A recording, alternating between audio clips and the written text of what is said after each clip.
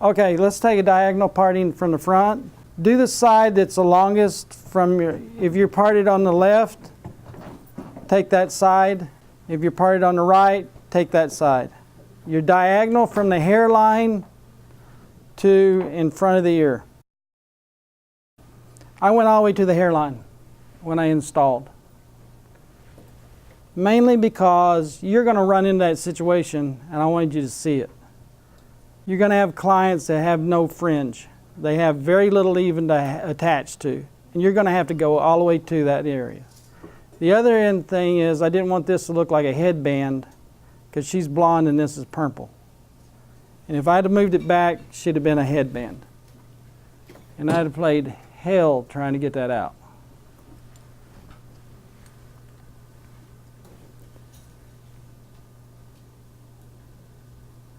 You always cut to the natural fall. You don't over direct when you're cutting fringe. This hair falls right there, and that's how I'm going to cut it.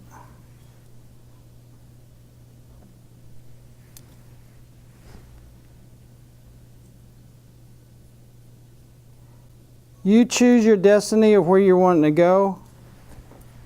I'm wanting to go right on the side here, where the side meets the front. And how will I decide that? The round of the head. You need to turn your back of your hands into a computer. I know exactly where I am at all times because the back of my hand and the back of my fingers read the bone structure. I touched. Yes.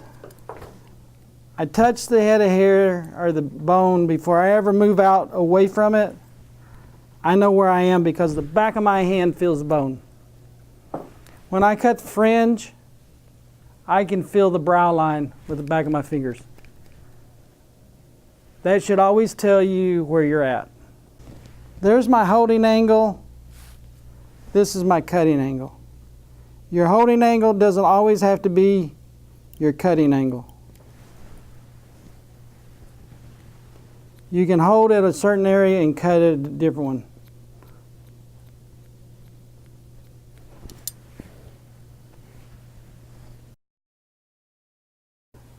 Start at the hairline, take a diagonal to the front of the ear. If you have a hard time finding that, put a finger there and draw a line to it.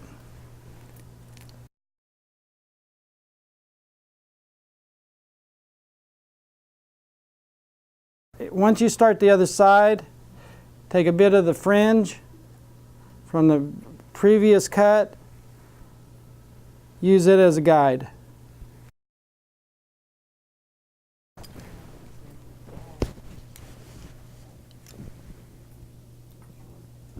Next parting, you take diagonal down to the front of the ear, not behind the ear.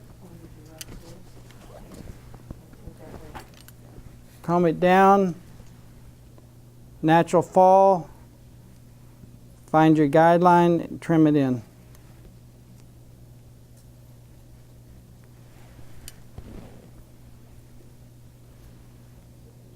Find the middle of the crown. Take your comb, lay on the head form, spin it. It should leave at all 4 points the head form. That's your crown.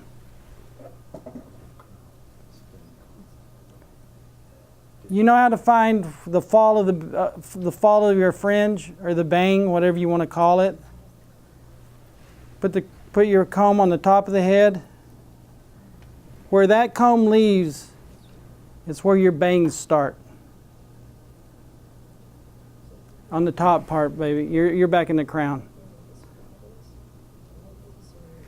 And the reason it is that direction is because of bone structure. So I know from right here forward, this hair wants to fall forward. So if I'm cutting fringe, I probably want to at least stay within that ball game. I don't want to go past it because then I'm into the top of the head. Take a vertical parting from the crown to the very front hairline. Middle of the head. Pull it up. Look at your angle. See where my fringe is? Right there.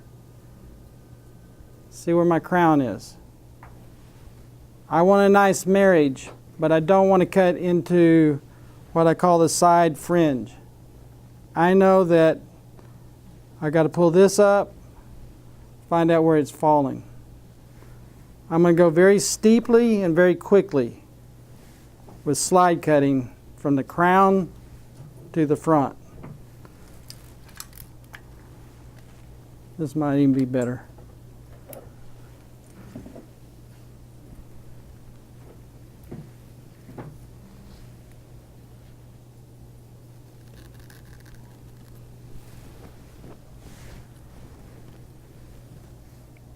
What is that doing for me? Or for the Blending. blending, but what else does it do? It's creating volume at the top. Volume. Creates volume and movement.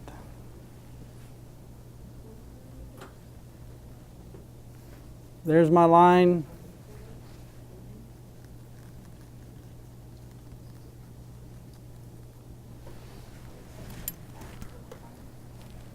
What form is this? It's a traveling guide.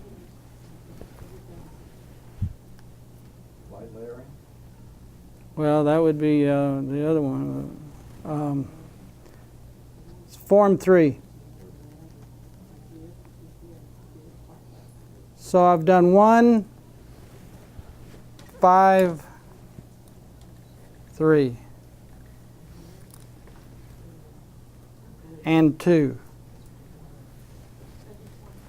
2 was the stationary, 1 was the solid, 5 was the back of the 90 traveling guideline.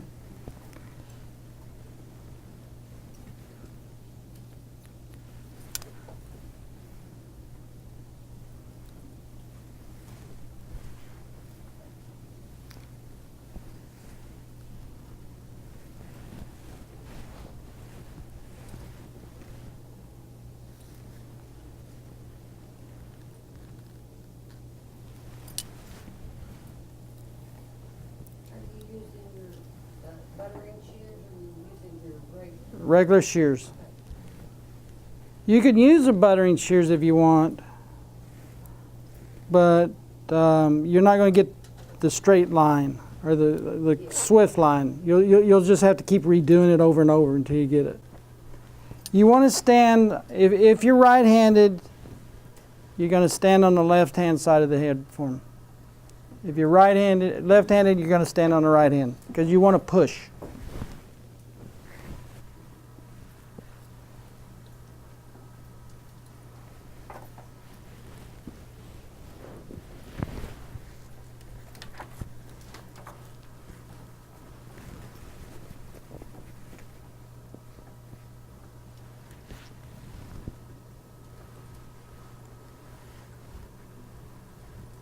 That's this haircut without buttering or anything.